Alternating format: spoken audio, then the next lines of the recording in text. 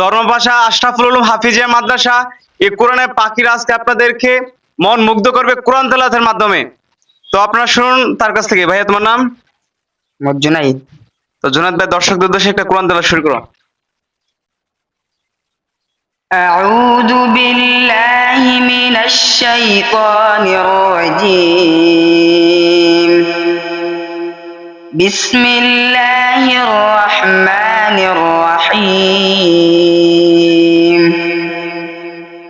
وما خلقنا السماوات والأرض وما بينهما إلا بالحق وإن الساعة لآتية فاصفح الصفح الجميل. صدق الله العظيم.